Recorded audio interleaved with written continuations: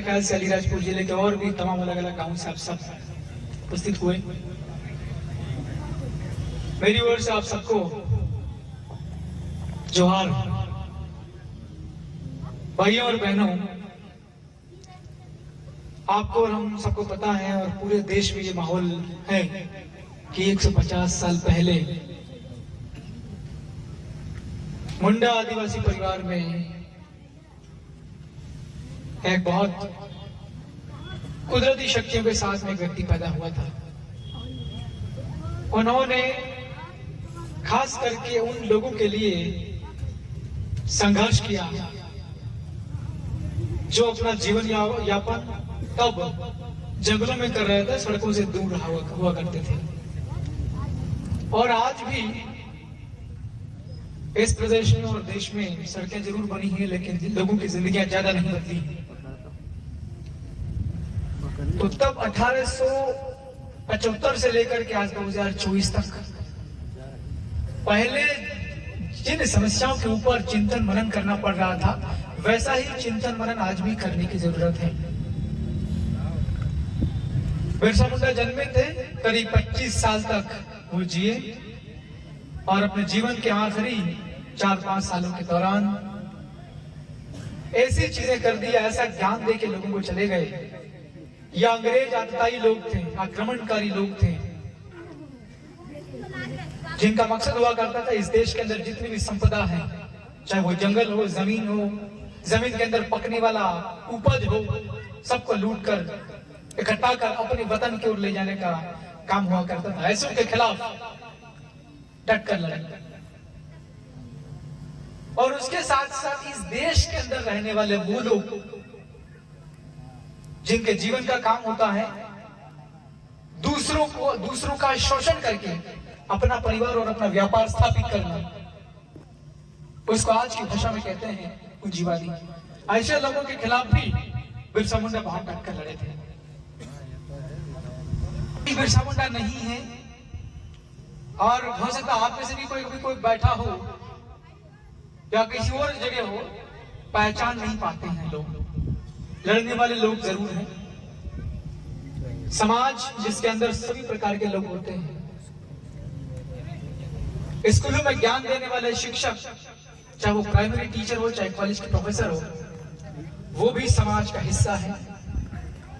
और किसी ऑफिस के अंदर बाबू, क्लर्क या कोई और व्यक्ति, वो भी एक समाज का हिस्सा है। हमारी समाज में, समाज के अंदर रह करके अपना सेवाएं देने वाला व्यक्ति या वस्तुओं और सेवाएं बेचने वाला व्यक्ति, वो भी एक समाज का हिस्सा है। तो आज हमें बिरसा मुंडा, भगवान बिरसा मुंडा की शिक्षाओं का अनुसरण करते हुए अपना योगदान अगर अपन ठीक से देंगे तो निश्चित तौर पर समाज बहुत तेज गति से अपनी समस्याओं का समाधान करते हुए आगे बढ़ चलेगा। अक्सर ये देखने में आता है, हम लोग दूसरों को जरूर कोसते हैं, दूसरों को जरूर आलोचना करते रहते हैं। मैं खुद भी हूं, मेरी भी बहुत बड़ी महत्वपूर्ण जिम्मेवारी है। मैं विधानसभा का सदस्य हूं, तो पहले मुझे भी ये देखना पड़ेगा कि मेरे क्या क्या कर्तव्य है और मैं क्या क्या कर सकता हूं। अगर मैं मेरे कर्तव्यों को ठीक से कर रहा हूं तो हम दूसरों को कह पाएंगे कि आप भी अपना ड्यूटी कीजिए।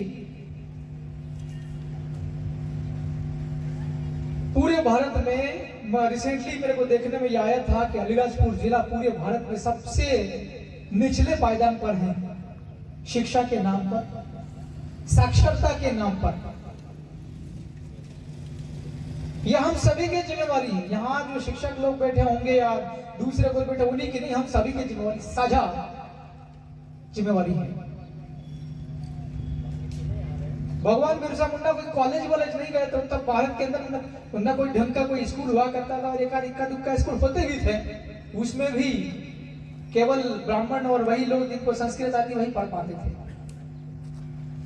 बिरसा मुंडा को विदेश जाने का भी अवसर नहीं मिला शिक्षा ग्रहण करने के लिए। ठीक उन्हीं की शिक्षाओं का अनुसरण करते हुए उन्हीं के आंदोलन को आगे ले गए। कि आदिवासियों को शोषण से मुक्त करना है। जल, जंगल और जमीन, इन तीन की वजह से समाज सुरक्षित रहता है, वो तीन की वजह से आदिवासी समाज जिंदा रहता है। तो आज हम लोग को इस बात का ध्यान रखना चाहिए अपने अपने इलाके में कि क्या हम लोग हमारा काम ठीक से कर पा रहे हैं। मुझे यह जानकारी मिली कि इस वाले खट्टली के आसपास के इलाके के लोग यहां इलाज करने की पर्याप्त व्यवस्था नहीं है। अस्पताल है भी, डॉक्टर्स नहीं है, और कहीं कहीं डॉक्टर्स है भी तो उनको दूसरी जगह अटका दिया जाता है, दूसरी जगह उनको ड्यूटी करवाया जाता है। अस्पताल है, कहीं कहीं डॉक्टर्स हैं तो कोई दवाइयां नहीं है। भाइयों और बहनों, अस्पतालों में दवाइयों का इंतजाम करने के लिए बिरसा मुंडा नहीं आएंगे।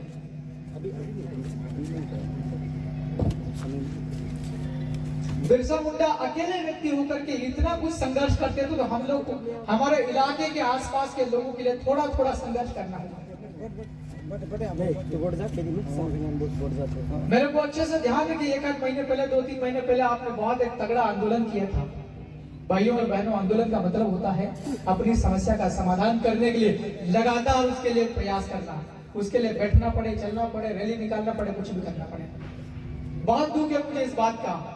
एक तो ऊपर से सबसे कम साक्षरता वाला जिला सबसे दूर इलाके में है, राजधानी सबसे आखिरी में, इधर गुजरात और महाराष्ट्र किया। इस इलाके के अंदर खनिज निकालने के नाम पे, ग्रेफाइट निकालने के नाम पर ही प्रयास किए जा रहे हैं। आप सभी लोगों ने मिलकर के, समाज को साथ में लेकर के, और अपना गुस्सा और अपनी आपत्ति दर्ज करवा दी। मगर मेरे को जानकारी है कि उसको ग्रेफाइट, ये खनिज निकालने का जो प्रोजेक्ट है इनका, अभी निरस्त नहीं किया है। उसको निरस्त करवाने के लिए आप लोगों को भी आवाज उठानी पड़ेगी। मैं रतलाम जिले के सैलाना का विधायक हूँ, आपकी आवाज सदन के अंदर उठाएंगे, आपके स्थानीय विधायक के साथ में भी मिलकर के जैसी भी जरूरत पड़ी वैसे किया जाएगा। लेकिन आपके इलाके के अंदर में ग्रेफाइट निकालने की जो तैयारियां चल रही है, ये तो फिर मतलब क्या निकलेगा। हम लोग, कुछ लोग कहते होंगे विधायक जी आया और ग्रेफाइट की बात करने लगा, सरकार के खिलाफ बढ़कर ऐसा भी कुछ कहते होंगे। वो देखना भाई, 3 शब्द लिखो, पहले लिखो धरती आपा, इस जमीन की रक्षा करने वाले।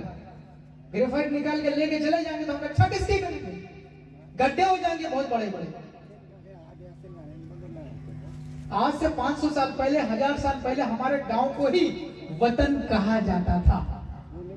आज वतन पूरे भारत को कहते हैं, पाकिस्तान को दूसरा वतन कहते हैं, चीन को दूसरा वतन कहते हैं, मगर पहले हमारे गांव को भी वतन कहा जाता था। क्यों?